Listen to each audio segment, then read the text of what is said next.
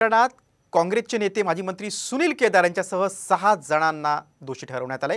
सुनील केदार या बँकेचे तत्कालीन अध्यक्ष होते। नागपूर न्यायदंडाधिकारी न्यायालयाने हा निर्णय दिला। तर केदार यांच्यासह केतन शेठ, अशोक चौधरी यांनाही दोषी ठरवण्यात आले। एकूण 6 जणांना दोषी ठरवण्यात आले। तर इतर तिघांची कोर्टाने निर्दोष मुक्तता केली।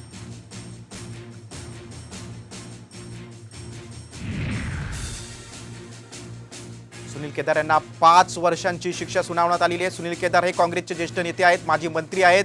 यांना 5 वर्षांची शिक्षा कोर्टाने सुनावलेली आहे आणि हे जिल्हा बँकेचे प्रकरण आहे।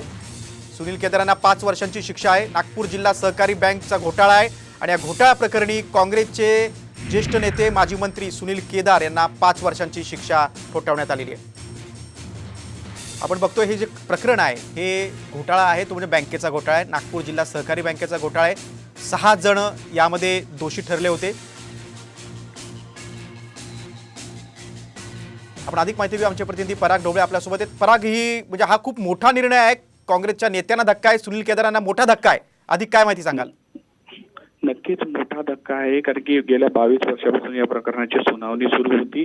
आज निकाल आलेला आहे, त्यामध्ये कोर्टाने 5 वर्षाची शिक्षा ही सुनील केदारसह जे 5 मुख्य आरोपी होते त्यांना सुनावलेली आहे।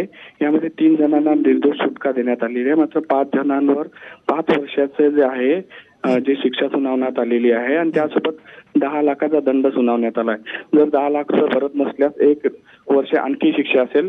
त्या पद्धतीचे जे निकाल आहे तो अतिरिक्त न्यायदंडाधिकारी ज्योती पेकलापूर जे आहे पेकलेपूरकर यांनी दिलेला आहे।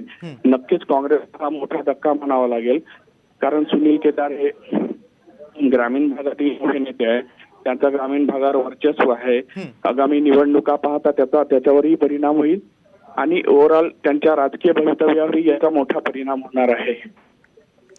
पराग, तुम्ही सविस्तर माहिती दिली त्याबद्दल धन्यवाद। नागपूर जिल्हा सहकारी बँक घोटाळा प्रकरणी काँग्रेसचे विद्यमान आमदार माजी मंत्री सुनील केदार यांना कोर्टाने 5 वर्षांची शिक्षा सुनावलेली आहे। या घोटाळा प्रकरणी एकूण 6 जणांना दोषी ठरवण्यात आलं होतं। हे सुनील केदार हे त्यावेळी तत्कालीन बँकेचे पदाधिकारी होते। जिल्हा सहकारी बँक घोटाळा प्रकरणी शिक्षा आहे। दोषींना 10 लाखांचा दंड कोर्टाने सुनावलाय।